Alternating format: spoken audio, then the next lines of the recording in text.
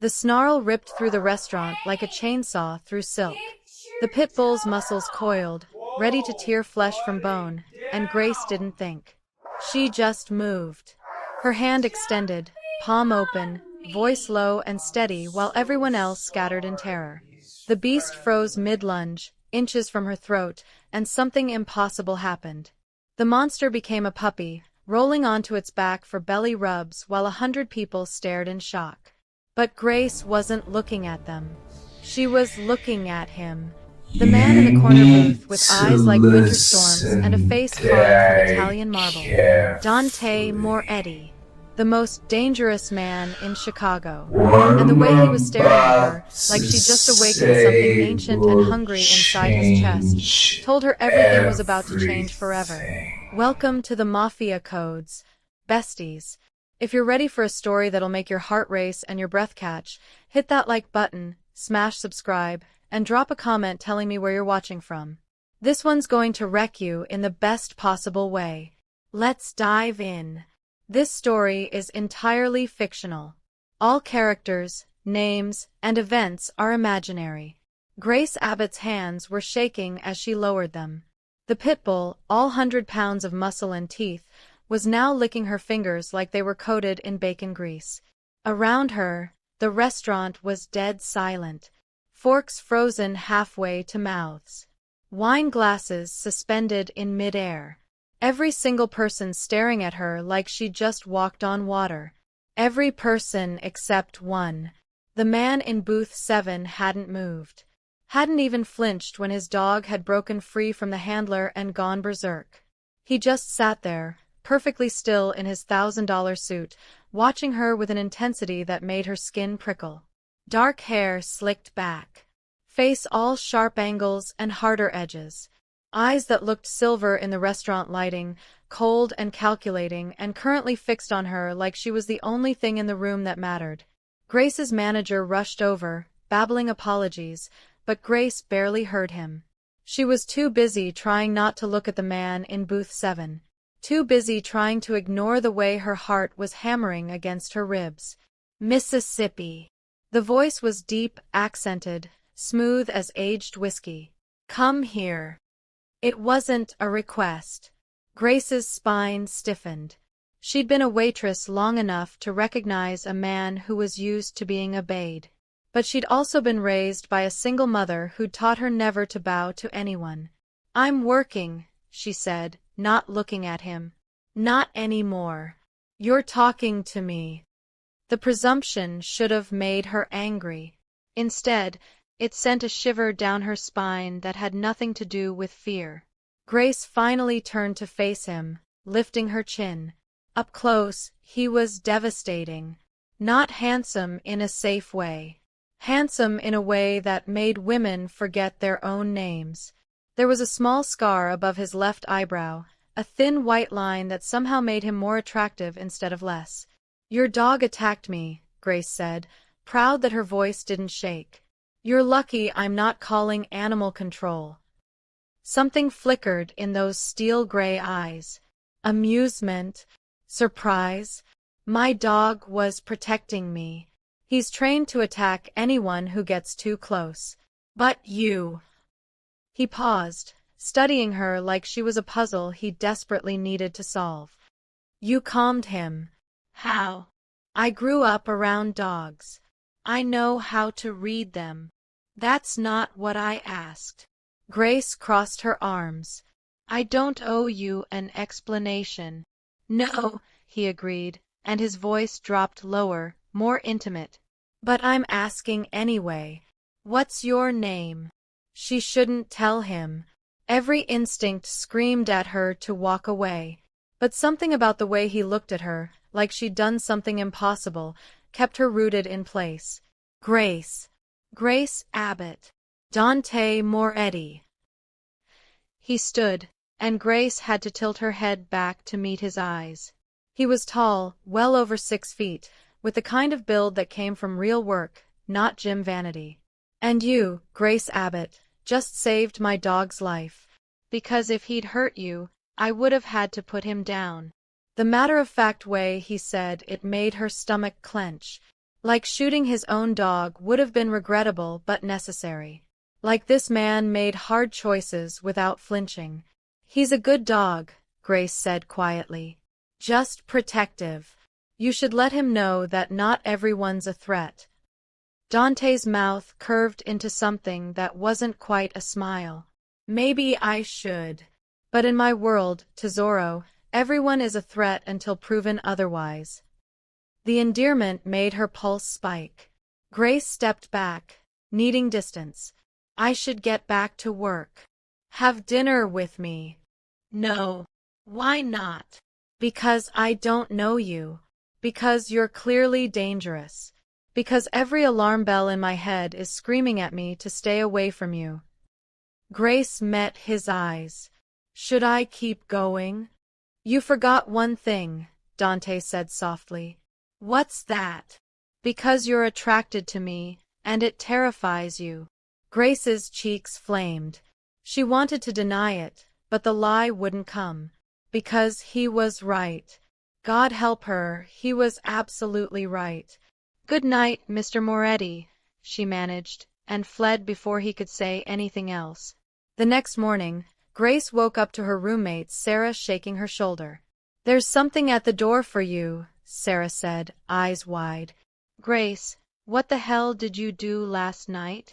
Standing on their apartment doorstep was the biggest bouquet of flowers Grace had ever seen. White roses, at least 3 dozen, with a card in thick, expensive paper. You were right. You don't know me. Let me fix that. Dinner. Friday. I'll pick you up at 7. Don't say no. Dante. Grace stared at the card. The presumption was breathtaking. The arrogance stunning. She should be furious. Should send the flowers back with a note telling him where he could shove his dinner invitation. Instead, she found herself touching the roses, soft petals against her fingertips, and wondering what she'd wear. By Friday, Grace had changed her outfit 7 times.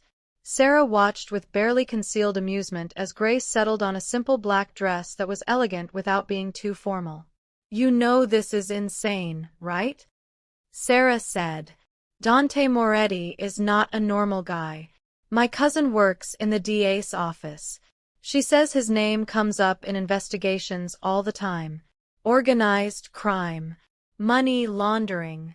Things people don't talk about in polite company. I know, Grace said quietly. I know exactly what he is. And you're still going? I'm terrified. But Sarah, the way he looked at me. Grace trailed off, trying to find words for something she didn't understand herself. It was like I woke something up inside him. Something that had been sleeping for a long time. And now that it's awake, I can't just pretend it didn't happen. The doorbell rang at exactly 7. Grace opened it to find Dante standing there in a dark suit that probably cost more than her monthly rent, holding a single white rose. You came, he said, and she could hear genuine relief in his voice. You didn't give me much choice. You always have a choice, Grace. You could have sent the flowers back. Could have refused to answer the door. But you didn't. He offered his hand. So come with me. Let me show you who I am when I'm not the monster everyone thinks I am. Grace took his hand, felt the warmth of his palm against hers, and knew she was making either the best or worst decision of her life. The restaurant was small, intimate, tucked away in a part of the city Grace didn't know existed. Private. Exclusive. The kind of place that didn't have prices on the menu because if you had to ask, you couldn't afford it. But Dante didn't take her there to show off. He took her there because it was quiet, because they could talk without being overheard, because for a few hours he could pretend to be just a man having dinner with a woman who fascinated him. Tell me about yourself, he said when they were seated. The real you. Not the waitress. You. So Grace did. Told him about growing up in a small town in Ohio. About her mother working 3 jobs to keep them afloat. About coming to Chicago with dreams of becoming a veterinarian and ending up waitressing to pay the bills. About the animals she rescued and fostered in her tiny apartment, much to Sarah's dismay. Dante listened to every word like it mattered, like she mattered. And when she finally asked about him, he was surprisingly honest. "My grandfather built an empire," he said quietly. "Not all of it legal. My father expanded it. I inherited a world where power is currency and weakness gets you killed. I've been trying to transition everything to legitimate operations, but the past doesn't let go easily." "Are you a good man, Dante?" The question seemed to surprise him. "No. I've done things that would make you run if you knew. Hurt people. Made choices that kept me awake at night. But with you." He reached across the table, covered her hand with his. "With you, I want to be better. You looked at my dog, saw past the violence to the animal underneath. You're the first person in years who's looked at me and seen a man instead of a monster." Grace's throat tightened. "What do you want from me?" "Everything. Nothing. A chance." His thumb stroked across her knuckles. "I know it's fast. I know I should take my time, court you properly. But I've never been patient, Grace. And when I know what I want, I go after it. I want you. Not for a night. Forever." Her breath caught. "That's insane. We just met." "I know." "Doesn't make it less true." The rest of dinner passed in a haze. They talked for hours, and Grace found herself laughing, actually laughing, at stories about his childhood in Sicily, about his grandmother who ran the family with an iron fist disguised in lace gloves, about the stray cats he still fed behind his office building. When he drove her home, neither of them wanted the night to end. "Can I see you again?" Dante asked, walking her to her door. "You're very sure of yourself." "I'm terrified. You terrify me. This feeling terrifies me." He cupped her face, thumb brushing her cheek. "But I'm asking anyway. Tomorrow. Let me take you somewhere. Anywhere you want." Grace should say no. Should protect herself. But she was already falling, already lost. "Okay," she whispered. He smiled, real and genuine, and it transformed his entire face. "Get some sleep, tesoro. I'll pick you up at noon." He didn't kiss her. Just touched her face like she was something precious, then left. And Grace stood in her doorway, heart racing, wondering what the hell she'd gotten herself into. The next day, Dante took her to an animal shelter. Not what she'd expected from a mafia boss, but he'd listened when she talked about her love for rescuing animals. They spent hours playing with dogs and cats, and Grace watched this dangerous man turn gentle with every creature that came near him. "You're full of surprises," she said, watching him cuddle a three-legged pit bull puppy. "So are you.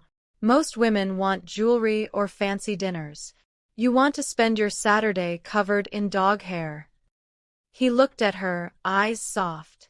"It's perfect." They fell into a routine after that.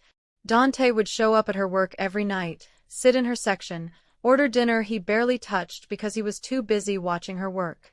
He sent flowers every morning, called every night just to hear her voice, showed up at random times with coffee or food or books he thought she'd like. It was overwhelming and intoxicating and completely addictive, but Grace could feel the weight of his world pressing in. The way people stared when they were together. The whispers. The judgment. She tried to ignore it, but it was getting harder. 3 weeks in, Dante invited her to a charity gala. His world, his people, his life on full display. Grace wanted to say no, wanted to stay in their bubble where it was just them. But she also wanted to see all of him, even the parts that scared her. The dress arrived 2 days before the event. Burgundy silk that hugged every curve, elegant and sophisticated and far too expensive. The note said simply, "You'll be the most beautiful woman there, Dante." Sarah helped her get ready, doing her hair and makeup, and when Grace looked in the mirror, she barely recognized herself. You look like you belong in his world, Sarah said softly. I don't, though.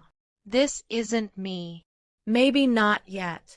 But if he looks at you the way you say he does, it could be.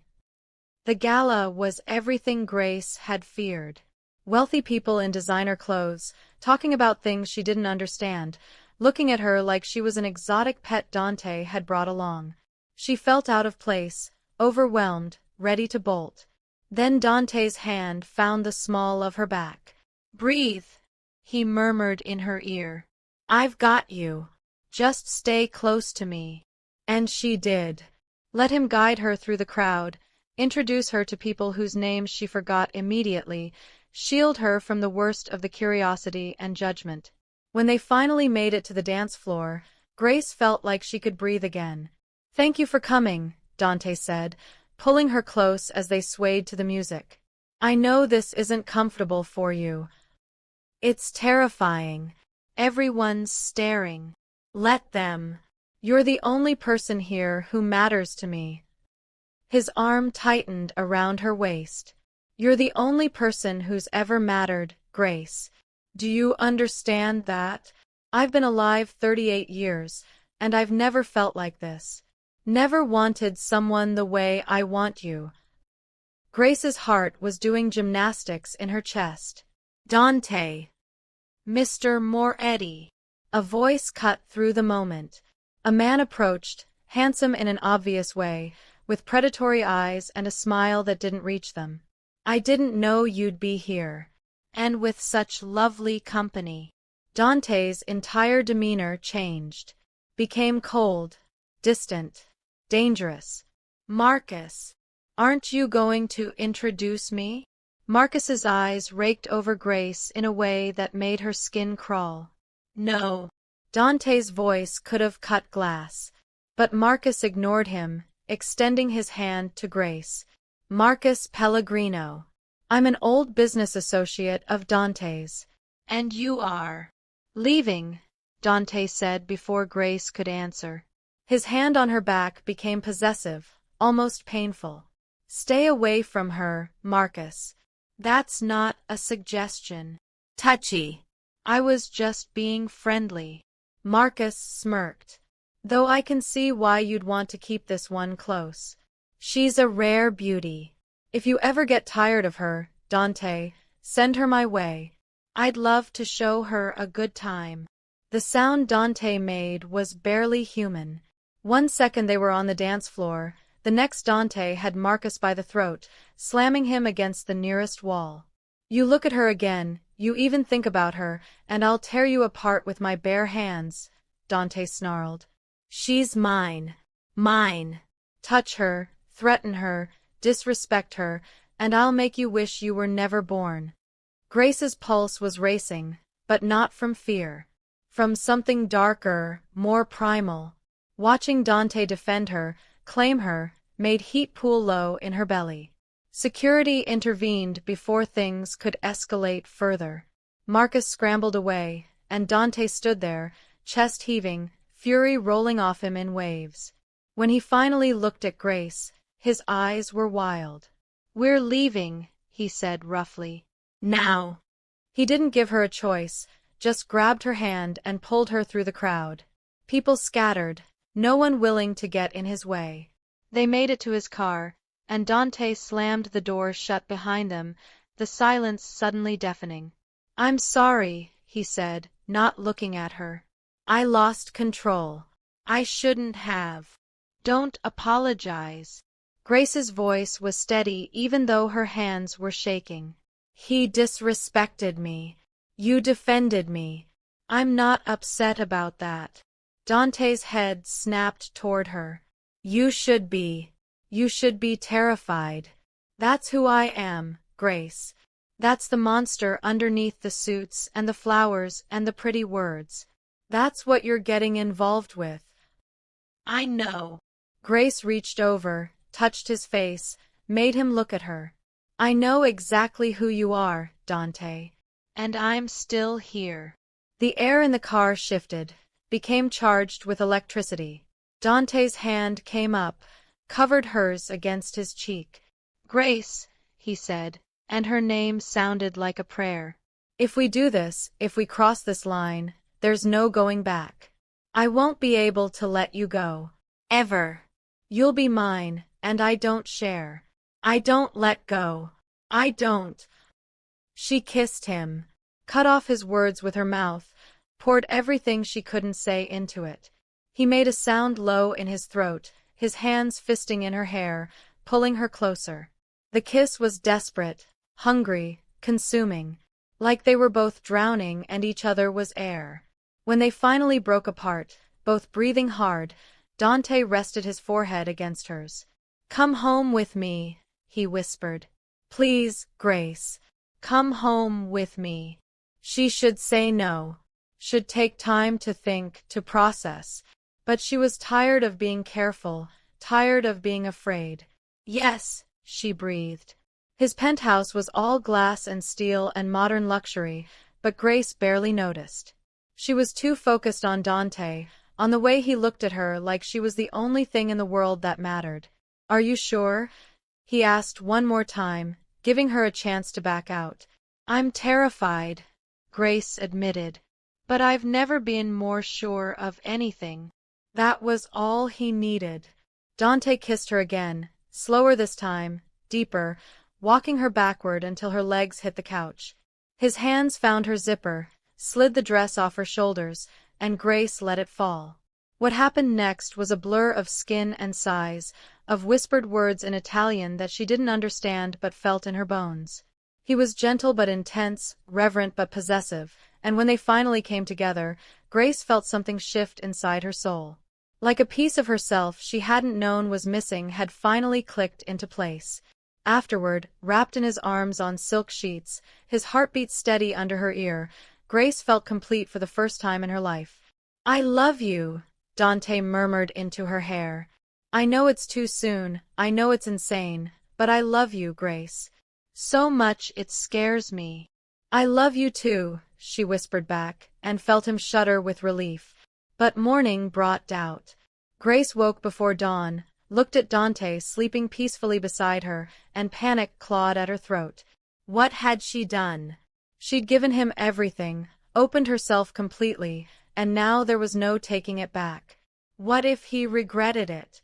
What if this was just a conquest? What if she was just another woman in a long line of women who'd fallen for his intensity? Unable to bear the thoughts, she slipped out of bed, gathered her clothes, and left. Didn't leave a note, didn't wake him, just ran like a coward because she couldn't face the possibility of seeing regret in his eyes. She made it home, showered, changed, and was staring blankly at her coffee when her phone started ringing. Dante. She didn't answer. It rang again. And again. Then the texts started. "Where are you? Grace, please. Answer your phone. Don't do this. Talk to me. I'm coming over. We're talking about this whether you like it or not." 20 minutes later, someone pounded on her door. Grace opened it to find Dante standing there, looking wild. Hair disheveled, no jacket, shirt half unbuttoned like he'd thrown clothes on and run out the door. His eyes were frantic. "Why did you leave?" he demanded, voice raw. "I needed to think." "About what?" "About us. About last night." He pushed past her into the apartment, and Grace was suddenly grateful Sarah was at work. "Tell me what I did wrong. Tell me how I scared you away." "You didn't do anything wrong. That's the problem." Grace wrapped her arms around herself. "Last night was perfect. Too perfect. And I woke up and realized how completely I've fallen for you, how much power you have over me now, and I panicked." "Power over you?" Dante's laugh was bitter. "Grace, you have no idea. You completely own me. You could destroy me with a word. You're the first thing I think about when I wake up and the last thing before I sleep. You've consumed me, tesoro. And it's terrifying because I've never needed anyone the way I need you. What if it doesn't last? What if you wake up one day and realize I'm not worth the complications? I'm a waitress, Dante. I don't fit in your world. People already whisper about me, judge me, look at me like I'm trash you picked up off the street. Then let them whisper. Let them judge. I don't give a damn what anyone thinks. He crossed to her, gripped her shoulders gently. You want to know what I see when I look at you? I see the woman who calmed a killer dog with her bare hands, who grew up with nothing and still has more compassion in her little finger than most people have in their entire bodies, who makes me want to be better, do better, be worthy of the way she looks at me. You're not trash, Grace. You're everything, and anyone who can't see that can go to hell. Grace's eyes filled with tears. I'm scared. So am I. But I'd rather be scared with you than safe without you. He pulled her into his arms, held her while she cried. Don't run from me, Tesoro. Please. Whatever you're feeling, whatever you're afraid of, we face it together. That's how this works. I'm sorry, she sobbed against his chest. I'm so sorry. Shoo. I've got you. I promise, I've got you. They stood there for a long time, just holding each other. When Grace finally pulled back, Dante wiped her tears with his thumbs. Move in with me, he said. What? I know it's fast. I know it's crazy. But I can't do this anymore, Grace. Can't spend nights without you. Can't wake up alone. Move in with me. Let me take care of you. Let me prove that this is real, that I'm not going anywhere. Grace should say it was too soon, should insist on taking things slow. But she didn't want to be apart from him either. Okay, she whispered. The smile that broke across Dante's face was like sunshine. Really? Really? But I'm keeping my job. I'm not going to be a kept woman. I wouldn't want you to be. I fell in love with a woman who rescues animals and works hard and doesn't take shit from anyone. I don't want to change that. He kissed her softly. I just want to come home to you every night. Moving into Dante's penthouse was surreal. He gave her complete freedom to change anything she wanted, and Grace slowly made the space feel like home. Added plants and color, rescued another dog that she and Dante's pit bull bonded over immediately, filled the refrigerator with actual food instead of takeout containers. They fell into a rhythm that felt domestic and right. Grace still worked at the restaurant, insisted on it even though Dante could have bought the place 10 times over. He'd show up every night in her section, watching her work with possessive eyes, driving her home after her shift. The nights were theirs. Cooking together, talking for hours, making love until they both forgot where one ended and the other began. It was perfect. Almost too perfect. But Dante's world had a way of intruding on happiness. It started small. Hang-up phone calls. Cars that seemed to follow Grace. A feeling of being watched. She told herself she was paranoid, but the feeling wouldn't go away. Then the threats started. Notes left on her car. Messages spray-painted on the restaurant wall. Leave him or die. Gold-digging whore. You're going to pay. Grace tried to hide it from Dante, didn't want to worry him. But he noticed everything. Always did. Someone's threatening you, he said one night, voice deadly calm. Too calm. She knew that calm. It was the calm before the storm. It's nothing. Just pranks. Don't lie to me, Grace. I've had men watching you for weeks. They told me about the notes, the calls, all of it. His eyes were cold, calculating. This is because of me. Because you're with me. Someone's trying to get to me through you. Then maybe I should leave. Keep you safe. The look he gave her could have melted steel. You're not going anywhere. I told you, Grace.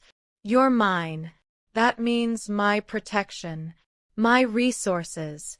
My entire organization between you and anyone who wants to hurt you.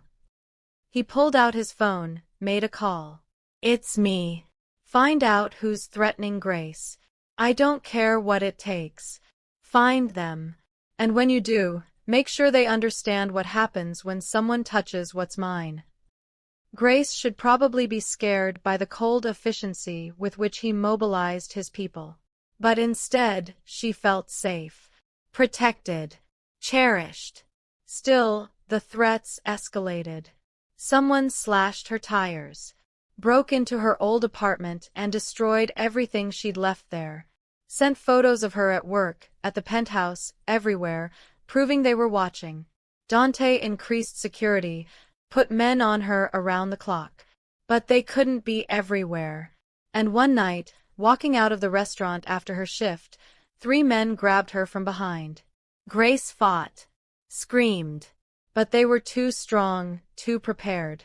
A cloth pressed over her mouth and nose, chemical sweet, and darkness swallowed her whole. When Dante got the call that Grace hadn't made it to the car, that his men had found signs of a struggle, something inside him broke. The carefully controlled mob boss disappeared, replaced by something primal and murderous. "Find her," he said to his second-in-command, voice dead calm. "I don't care what it costs. I don't care who you have to hurt. Find Grace. And find out who took her." He made calls, activated every resource, legal and otherwise. The Moretti network, the one he'd been trying to legitimize, roared to life. And Dante stood in his office, staring at the city, and made a promise. "I'm coming for you, Tesoro. And God help anyone who's hurt you. Because I'm going to burn this entire city to the ground to get you back." 6 hours later, he had a location. An abandoned meatpacking plant on the waterfront. His men wanted to go in with him, but Dante refused. "This is mine," he said coldly, checking his gun. "Anyone tries to stop me, they die. Anyone gets in my way, they die. This ends tonight." He went in alone, and what followed was brutal and efficient. The men who'd taken Grace never stood a chance. Dante moved through that building like death itself, and when he finally found her tied to a chair in a freezer, bruised but alive, relief and rage warred in his chest. "Grace," he breathed, cutting her free. "Dante." She collapsed into his arms, shaking. "You came. I knew you'd come. Always. Always, Tesoro." He held her carefully, checking for injuries. "Did they hurt you?" "No. They just wanted to scare me. Said I should leave you, that I was putting you in danger, that you'd never really commit to someone like me." She started crying. "They said you'd get bored and throw me away." "Never." Dante cupped her face, made her look at him. "Listen to me, Grace. I would die before I let you go. You're not a distraction or a phase. You're everything. My entire world. And I'm going to prove it." He carried her out, past the unconscious men he'd left in his wake. His driver was waiting, and Dante held Grace the entire ride home, refusing to let her go. At the penthouse, he tended to her bruises himself, hands gentle but shaking slightly. "I should have protected you better," he said roughly. "Should have seen this coming. It's not your fault. Your world has enemies. I knew that. But you shouldn't have to pay for my choices." Dante's voice broke. "You shouldn't have to be afraid because you love me." Grace grabbed his face, made him look at her. "I'm not going anywhere. I knew what I was getting into. And I choose you anyway. Every day, Dante. I choose you. Then let me choose you back. Publicly. Permanently." He pulled a small box from his pocket, and Grace's breath caught. "I was going to do this differently. Romantic dinner, big gesture. But I can't wait anymore. Marry me, Grace. Be my wife. Let me spend the rest of my life protecting you, loving you, proving that you made the right choice." "Yes," Grace sobbed. "Yes, yes, 1,000 times yes." The ring was beautiful, a simple diamond that caught the light and threw rainbows across the room. Dante slid it onto her finger with shaking hands, then pulled her into his arms. "I love you so much it terrifies me," he whispered. "I love you too. And I'm not afraid anymore. Not of you, not of your world, not of anything. Because we're together. And together, we can handle anything." The next day, Dante made a statement. Not to the press, but to the people who mattered in his world. He called a meeting with all the families, all the people who operated in the shadows of Chicago, and made his position crystal clear. Grace Abbott is now Grace Moretti in all but name. She is under my protection. She is my family. And anyone who threatens her, who looks at her wrong, who even thinks about hurting her, answers to me. Personally. The message was received. The threats stopped. The whispers died down. Because everyone knew what Dante Moretti was capable of when someone threatened what was his. They were married 3 months later in a small ceremony. Just close friends, Dante's grandmother who flew in from Sicily and immediately fell in love with Grace, and a priest who'd known Dante since he was a boy. When Dante slid the wedding band onto Grace's finger and kissed her, she felt like the luckiest woman alive. Not because of his money or power, but because she'd found someone who loved her completely, fiercely, without reservation. The reception was at the penthouse, intimate and perfect. Dancing in the living room that Grace had filled with plants and warmth, champagne and laughter, music and love. Late in the evening, Dante pulled her aside. "I have something to show you," he said, looking nervous for the first time in months. He led her to a room she'd never been in, opened the door. Inside was a fully equipped veterinary exam room. "You said you wanted to be a vet," Dante said quietly. "So I bought you a practice. Small animal clinic. Downtown. It's yours. To run however you want. To make your dream come true." Grace's eyes filled with tears. "Dante, that's too much. It's not enough. It'll never be enough." He pulled her close. "You gave up everything to be with me. Let me give you this. Let me help you build the life you've always wanted." "I already have the life I've always wanted. You're it. This is it." She kissed him softly. "But thank you.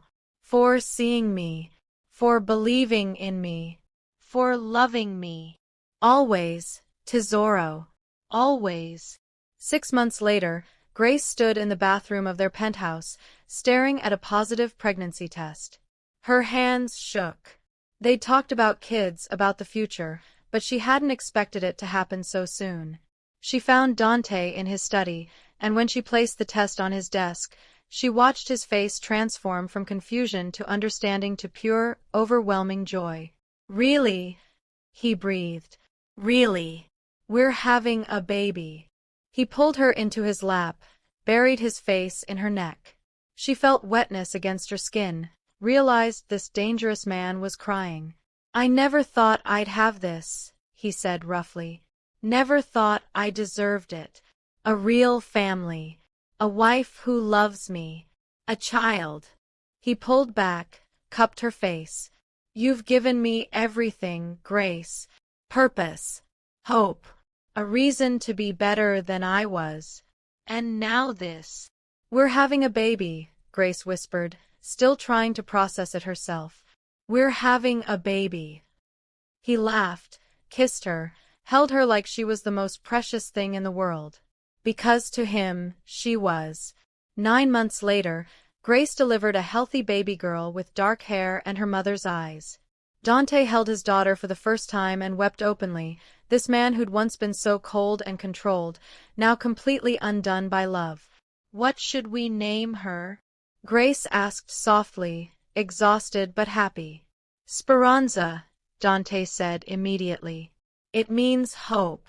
Because that's what she represents. What you both represent. Hope that even someone like me could find redemption. That love could conquer everything I thought was impossible." Grace's eyes filled with happy tears. Speranza Moretti. It's perfect. They took their daughter home to the penthouse that Grace had transformed from a sterile bachelor pad into a warm, loving home. Dante's grandmother visited, held her great-granddaughter, and told Dante in rapid Italian how proud she was of the man he'd become. That night, Dante stood in the nursery, rocking their daughter to sleep, singing softly in Italian.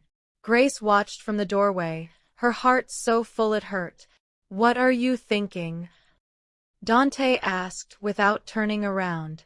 "That a pit bull went berserk and changed my life.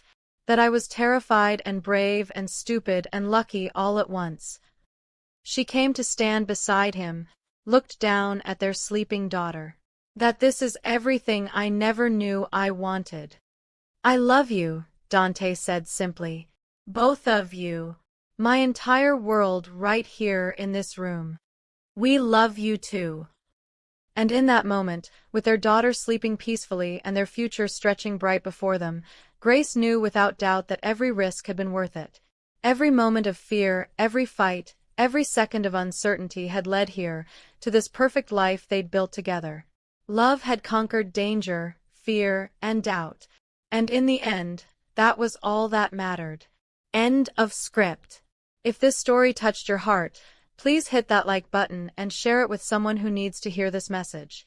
Subscribe to the Mafia Codes for more stories of dangerous love and second chances. Drop a comment and let me know what you thought. Your support helps us bring these stories of hope and transformation to more people who need them. Until next time, besties. Remember, sometimes the most dangerous moments lead to the most beautiful love stories.